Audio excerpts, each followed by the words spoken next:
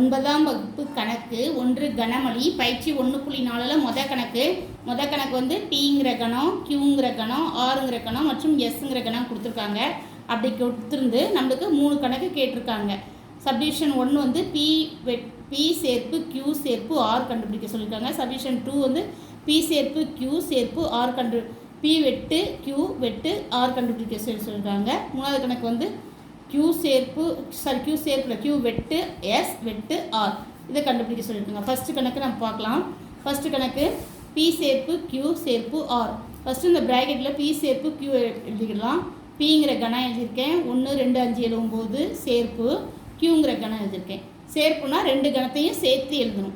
சரிங்களா? அப்போது நம்ம ஏறு வரிசையில் எழுதலாம். 1 2 இந்த கணத்தில் 3 எழுதியிருக்கேன். 5 7 9 எழுதிட்டு இந்த கணத்தில் வந்து 11. கணத்தில் எழுதின நம்பரை எழுதக்கூடாது.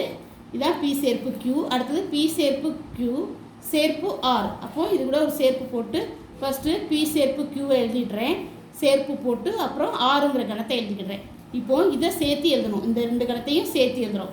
அப்போ 1 2 3 இங்கே 4 இல்லை, இங்கே இந்த கணத்தில் 4 இருக்கு. அப்போ 4 எழுதிக்கிறேன்.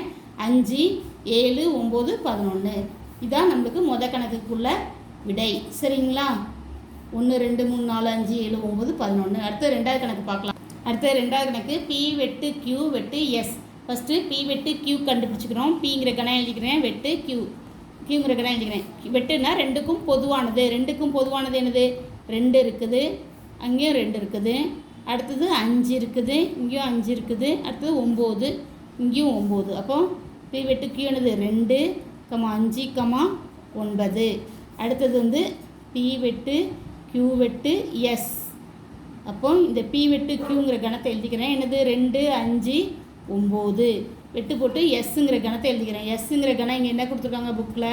2 3 2, 3, 4, 5, 8.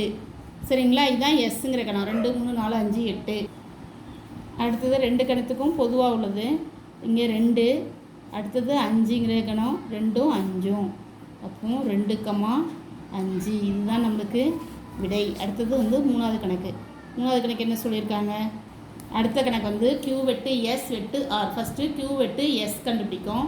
Q வெட்டு S என்ன? Qங்கிற கணம் எழுதிக்கிறேன். வெட்டு Sங்கிற கணம் எழுதிக்கிறேன். 2க்கும் பொதுவானது எழுதுகிறோம். 2க்கும் பொதுவாக என்ன இருக்குது? 2 இருக்குது. இந்த கணத்துலேயும் 2, அப்புறம் 3, அப்புறம் 3, அப்புறம் 5. இப்போ இங்கே வந்து 2க்கும் பொதுவானது வந்து 2 3 5. அடுத்தது வந்து Q வெட்டு S வெட்டு R. அப்போ 2 3 5ங்கிறது எழுதிக்கிடுறேன். வெட்டு Rங்கிற கணம் எழுதிக்கிடுறேன். Rங்கிற கணம் என்னது? 2 3 4 5 8. இப்போ இதுக்கு 2க்கும் பொதுவானது என்னது? 2ங்கிறது பொதுவாக இருக்குது, 3ங்கிறது பொதுவாக இருக்குது, 5ங்கிறது பொதுவாக இருக்குது. அப்போ Rங்கிற கணத்தில் 3 கிடையாது. 2 4 5 8 தான். Rங்கிற கணத்தில் வந்து 2 4 5 8. Sங்கிற கணம் வந்து 3 4 5 7 9. இப்போ இந்த 2 கணத்தில் எது பொதுவாக இருக்குன்னா 3 பொதுவாக இருக்குது, 5 பொதுவாக இருக்குது, 2 கிடையாது. அப்போ விடை வந்து 3, 5 இதான் விடை. சரிங்களா? அடுத்தது 2வது கணக்கு. பின்வரும் கணங்களுக்கு பரிமாற்று பண்புகளை சோதிக்க. 2 கணம் கொடுத்துருக்காங்க. Pங்கிற கணம் வந்து x ஆனது 2 மற்றும் 7க்கு இடைப்பட்ட ஒரு மெய்யெண் மற்றும் Qங்கிற கணம் வந்து x ஆனது x ஆனது 2 மற்றும் 7க்கு இடையில் விகிதமுறு எண். இப்போ பரிமாற்று பண்பு சேர்ப்புக்கு கண்டுபிடிக்கணும், பரிமாற்று பண்பு வெட்டுக்கு கண்டுபிடிக்கணும். பரிமாற்று பண்பு சேர்ப்புக்கு வந்து P சேர்ப்பு Q சேர்ப்பு P நிரூபிக்கணும். P வெட்டு Q வெட்டு P வெட்டு பண்புக்கு பரிமாற்று பண்பு நிரூபிக்கணும். ஃபஸ்ட்டு Pங்கிறது இங்கே என்ன கொடுத்துருக்காங்கன்னா மெய்யெண்கள். அதாவது 2க்கும் 7க்கும் நம்ம இது வந்து கன முறையும் கொடுத்துருக்காங்க. நம்ம பட்டியல் முறை எழுதலாம்னா எழுத முடியாது. ஏன்னா இது மெய்யெண்கள். 2க்கும் 7க்கும் இடையில் மெய்யெண்கள். மெய்யெண்கள் எத்தனை இருக்கும்? 2க்கும் இடையில் இன்ஃபினிட் நம்பர் ஆஃப் நம்பர்ஸ் இருக்கும். இப்போ 2ன்னா 2.1 2.2 2.11 2.133 அப்படி வந்துட்டு போயிட்டே இருக்கும். சரிங்களா? அப்போது நான் Pங்கிறத மெய்யெண்கள்னு வச்சுக்கிறேன். Pங்கிற கணத்தை எப்படி வச்சுக்கிறேன்? மெய்யெண்கள்னு வச்சுக்கிறேன். மெய்யெண்களில் எதில் இருக்குது? மெய்யெண்களில் என்னெல்லாம் இருக்கும்? விகிதமுறு எண்கள் இருக்கும், விகிதமுறா எண்கள் இருக்கும். சரிங்களா? மெய்யெண்கள் என்ன இருக்கும்? விகிதமுறு எண்கள், விகிதமுறா எண்கள். கியூங்கிற கணம் நம்மளுக்கு என்ன கொடுத்துருக்காங்கன்னா 2 மற்றும் 7க்கு இடையில் விகிதமுறு எண். அப்போது கியூங்கிற கணத்தை விகிதமுறு எண்கள்னு வச்சுக்கிறேன். இப்போது பி சேர்ப்பு கியூ. பி சேர்ப்பு கியூனா பிங்கிற கணத்தையும் கியூங்கிற கணத்தையும் சேர்த்துருவேன். ரெண்டுலேயுமே விகிதமுறு எண்கள் இருக்குது. இப்போ விகிதமுறு எண்கள் பிங்கிற கணத்தில் விகிதமுறா கணங்கள் இருக்குது, விகிதமுறா எண்கள். அப்போது இது என்ன வருது? எக்ஸ் ஆனது 2க்கும் 7க்கும் இடையே உள்ள ஒரு மெய்யெண். விகிதமுறு எண்ணு விகிதமுறா ஒன்று வருதா? அப்போ எக்ஸ் ஆனது 2 மற்றும் 7க்கு இடையில் ஒரு மெய்யெண். சரிங்களா? அதே மாதிரி கியூ சேர்ப்பு பியும் அப்படி தான். கியூயையும் பியும் சேர்த்து எழுதினாலும் இதே தான் வரும். அப்போ எக்ஸ் ஆனது 2 மற்றும் 7க்கும் இடையே உள்ள மெய்யெண். இது வந்து சமன்பாடு 2. அப்படி சமன்பாடு 1 மற்றும் 2லிருந்து பி சேர்ப்பு கியூ சீக்கோட்டு கியூ சேர்ப்பு பி என்பது சரிபார்க்கப்பட்டது. அடுத்தது வெட்டில் வந்து நம்ம பரிமாற்று பண்பு நிரூபிக்கிறோம். பி வெட்டு கியூ. பி வெட்டு கியூ என்னது? விகிதமுறு எண். ரெண்டுலையுமே நம்மளுக்கு பிங்கிற கணத்தில் என்ன இருக்குன்னா, நம்மளுக்கு பிங்கிற கணத்தில் விகிதமுறு எண்கள், விகிதமுறா எண்கள். கியூங்கிற கணத்தில் விகிதமுறு. அப்போ ரெண்டுலையுமே வெட்டுனா என்னது? விகிதமுறு எண்கள் தான் இருக்கும். அப்போ பி வெட்டு கியூ விகிதமுறு எண்கள். அப்போ எக்ஸ் ஆனது 2க்கும் 7க்கும் இடையில் விகிதமுறு எண். அப்போ பி வெட்டு கியூ. அப்போ கியூ வெட்டு பியும் அதே விகிதமுறு எண்கள் தான் வரும். பி வெட்டு கியூவில் விகிதமுறு எண்கள்னால் கியூ வெட்டு பிலையும் விகிதமுறு எண்கள் தான் இருக்கும். அப்போ எக்ஸ் ஆனது 2 மற்றும் 7க்கும் இடையில் விகிதமுறு எண். சமன்பாடு 3 மற்றும் 4லிருந்து பி வெட்டு கியூ சீக்கோட்டு கியூ வெட்டு பி என சரிபார்க்கப்பட்டது. அடுத்தது மூணாவது கணக்கு. ஏங்கிற கணம் கொடுத்துருக்காங்க, பிங்கிற கணம் கொடுத்துருக்காங்க, சிங்கிற கணம் கொடுத்துருக்காங்க. எனில் கணங்களின் சேர்ப்பு பண்புக்கான சேர்ப்பு பண்பினை சரிபார்க்க. ஃபஸ்ட்டு கணம் ஏ பி சியை எழுதிக்கிடுறேன். நம்ம என்ன நிரூபிக்கணும்? சேர்ப்புக்கான பண்பு A union B union C சீக்கோட்டு ஏ யூனியன் பி யூனியன் சின்னு நிரூபிக்கணும். தமிழில் சொன்னால் ஏ சேர்ப்பு பி சேர்ப்பு சி சீக்கோட்டு ஏ சேர்ப்பு பி சேர்ப்பு சின்னு பிரிக்கணும். ஃபஸ்ட்டு பி சேர்ப்பு சி கண்டுபிடிக்கிறோம். சரிங்களா? பிங்கிறது பிக்கும் சிக்கும் சேர்த்து எழுதணும். பிங்கிற கணத்தையும் சிங்கிற கணத்துலையும் சேர்த்து எழுதுகிறோம். பிங்கிற கணம் எம் என் பி. நான் வந்து அல்ஃபபெட்டிக் ஆர்டரில் எழுதுகிறேன். M N P Q. அடுத்தது என்ன இருக்குது? எஸ் இருக்குது, அப்புறம் டி இருக்குது. இதுதான் பி சேர்ப்பு சி. சரிங்களா? அடுத்து என்ன கண்டுபிடிக்கணும்? ஏ சேர்ப்பு பி சேர்ப்பு சி. இப்போ ஏங்கிற கணம் என்ன இருக்குது? அதை எழுதிக்கிறேன். ஏங்கிற கணம் பி கியூ ஆர் எஸ் சேர்ப்பு M N P Q S T. இப்போ இது ரெண்டையும் சேர்த்து எழுதுகிறேன். இப்போது முதல்ல என்ன எழுதுகிறேன்? எம்என். இங்கே பி யூனியன் சிங்கிற கணத்தில் இருக்குது. எம்என் எழுதிடுறேன். அடுத்தது பிக்யூ ஆர் எஸ் டி. இதுதான் A union B union C. இதை நான் வந்து சமன்பாடு 1 அப்படின்னு வச்சுக்கிறேன். சரிங்களா? அடுத்தது வந்து இங்கே ரைட் ஹேண்ட் சைடு என்ன இருக்குது?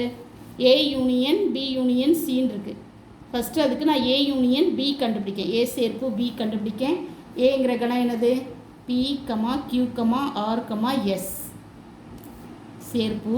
பிங்கிற கணம் M comma N comma Q comma S comma T. இப்போ இது ரெண்டையும் சேர்த்து எழுதுறேன். சேர்த்து எழுதும்போது எப்படி வரும்? M comma N comma P Q R S T. அடுத்தது ஏ யூனியன் பி. ஏ சேர்ப்பு பி சேர்ப்பு சி எல்லாமே சேர்த்து எழுதுகிறோம். இங்கே ஏ சேர்ப்பு பி கண்டுபிடிச்சி வச்சுருக்கோம்ல, அதை எழுதுகிறேன். M N P Q R S T. U சேர்ப்பு சிங்கிற கணம் என்னது? M N P Q S. M comma N P Q S. இப்போ இது எல்லாமே எழுதுனா இன்னைக்கு என்ன வரும்? M comma N P Q R S T. இப்போ சமன்பாடு 1 சமன்பாடு 2 சமமாக இருக்கா? சமன்பாடு எழுதிக்கிடுங்க. 1 மற்றும் 2 சமன்பாடு 2லிருந்து சேர்ப்புக்கான பண்பு சரிபார்க்கப்பட்டது. இதுதான் மூணாவது கணக்கான விடை. சேர்ப்பிற்கான சேர்ப்பு பண்பு. சமன்பாடு 1 மற்றும் 2 சேர்ப்பிற்கான சேர்ப்பு பண்பு சரிபார்க்கப்பட்டது. அடுத்தது நாலாவது கணக்கு. ஏங்கிற கணம் கொடுத்துருக்காங்க, பிங்கிற கணம், சிங்கிற கணம் கொடுத்துருக்காங்க. ஆகியவற்றின் கணங்களின் வெட்டுக்கான சேர்ப்பு பண்பு. இதில் வந்து வெட்டிற்கான சேர்ப்பு பண்பு. ஃபஸ்ட்டு நான் கணம் ஏ எழுதிக்கிறேன், கணம் பி எழுதிக்கிறேன், கணம் சி எழுதுகிறேன். வெட்டிற்கான சேர்ப்பு பண்பு என்னது? ஏ வெட்டு பி வெட்டு சி சி கோட்டு ஏ வெட்டு பி வெட்டு சி. சரிங்களா. ஃபஸ்ட்டு நான் லெஃப்ட் ஹேண்ட் சைடு எடுத்துக்கிறேன்.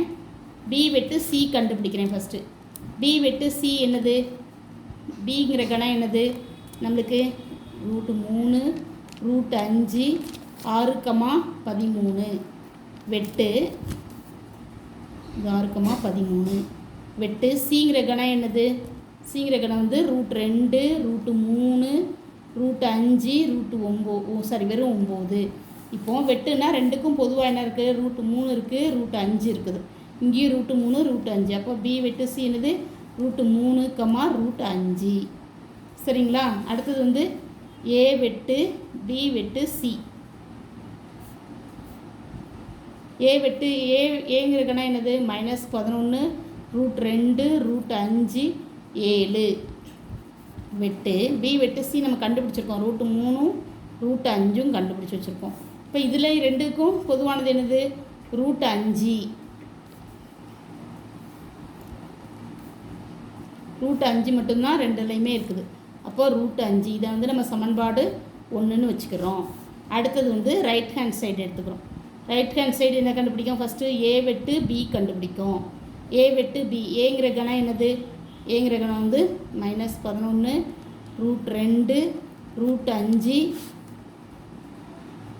7 வெட்டு பிங்கிற கணம் வந்து √3 √5 6,11. இப்போ இது ரெண்டுக்கும் பொதுவானது என்னதுன்னு பார்க்கணும். இது ரெண்டுக்கும் பொதுவாக என்ன இருக்குது, √5 இருக்குது. √5 மட்டும்தான் இருக்குது ஏ வெட்டு பிக்கு பொதுவானது. அப்போ இது √5ங்கிற கணம் மட்டும்தான். அடுத்தது வந்து ஏ வெட்டு பி வெட்டு சி. ஏ வெட்டு பி நம்ம கண்டுபிடிச்சி வச்சுருக்கோம், என்னது √5ன்னு கண்டுபிடிச்சிருக்கோம். வெட்டு சிங்கிற கணம் என்னது √2, √3, 5 √5, 9. இப்போ இதுக்கு ரெண்டுக்கும் பொதுவானது எது இருக்குது, √5 தான். அப்போ √5. இப்போ இது சமன்பாடு 2. அப்போ சமன்பாடு 1 மற்றும் 2லிருந்து இந்த ரெண்டும் ஈக்குவலாக ஆகிடுதான். ஏ வெட்டு பி வெட்டு சி கோட்டு ஏ வெட்டு பி வெட்டு சி. சமன்பாடு 1 மற்றும் 2லிருந்து சேர்ப்பிற்கான வெட்டு பண்பு சரிபார்க்கப்பட்டது. சமன்பாடு 1 மற்றும் சமன்பாடு 2லிருந்து வெட்டுக்கான சேர்ப்பு பண்பு சரிபார்க்கப்பட்டது. அடுத்து அஞ்சாவது கணக்கு. அஞ்சாவது கணக்கு என்ன கொடுத்துருக்காங்கன்னா, ஏங்கிற கணம் வந்து X such that x = 2n, n வந்து wல இருக்குது மற்றும் n < 4. bx x = 2n, n வந்து nல இருக்குது மற்றும் n < 4 மற்றும் சிங்கிற கணம் 0 1 2 5 6ன்னு கொடுத்துருக்காங்க. என கணங்களின் வெட்டுக்கான சேர்ப்பு பண்பு கேட்டிருக்காங்க. ஃபஸ்ட்டு இங்கே வந்து கன அமைப்பு முறைப்படி கொடுத்துருக்காங்க. நம்ம இதை பட்டியலமைப்பு முறைப்படி மாற்றணும். இப்போ என்ன பண்ணணும், ஃபஸ்ட்டு கணக்கு n வந்து நம்மளுக்கு என்ன கண்டிஷன் கொடுத்துருக்காங்கன்னா, n வந்து wல இருக்குது, n வந்து <4ன்னு கொடுத்துருக்காங்க. அப்போது இங்கே x = 2 ஃபஸ்ட்டு n வந்து 0 போடணும், wல இருக்குங்கிறதுனால 0லேருந்து ஆரம்பிக்கி. அப்போ 2 அப்போது x கண்டுபிடிக்கிறோம். சரிங்களா. 2 அடுத்தது n = 2 2 3 4 போடக்கூடாது, ஏன்னா n <4 தானே கொடுத்துருக்காங்க. அதனால் 3 விட நிப்பாட்டிக்கிறோம். இப்போ எனிதிங் பவர் எந்த நம்பரோட அடுக்கு 0 இருந்தாலும் அதோட மதிப்பு 1ன்னு நம்மளுக்கு தெரியும், 1. அப்போ 2 அடுக்கு 1 2 2 × 2 4. 2 3 வாட்டி பிறகுனா 2 × 2 × 2ன்னா 2 × 2 × 2. அப்போ 2 4 4 2 8. இப்போ இங்கே 8. இப்போ ஏங்கிற கணம் வந்துட்டு 1 2 4 8ன்னு தான் ஏங்கிற கணம். அதே மாதிரி பிங்கிற கணம் இங்கே வந்து n வந்து இயல் எண்களில் இருக்குது.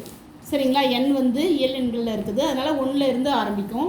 n வந்து < <4, அப்போ 4ஆகவும் இருக்கும். சரிங்களா. அப்போ x = 2n கொடுத்துருக்காங்க. அப்போ 2 × 1. ஃபஸ்ட்டு எண்ணுக்கு பதில் நம்ம 1 போடுறோம். 0 ஏன் போடலை, ஏன்னா இது n இயல் எண்களில் இருக்குது. சரிங்களா. அதனால் 1ல் இருந்து ஆரம்பிக்கும். அடுத்தது எண்ணுக்கு பதில் 2 போடுறோம், அடுத்தது எண்ணுக்கு பதில் 3 போடுறோம், எண்ணுக்கு 4 போடுறோம். ஏன்னா <= கொடுத்துருக்காங்க, அதனால் நம்ம எண்ணுக்கு பதில் 4 போடுறோம். இப்போது 2 1 × 2, இங்கே 2 2 4, 2 3 6, 2 4 8. அப்போ பிங்கிற கணம் என்னது 2 4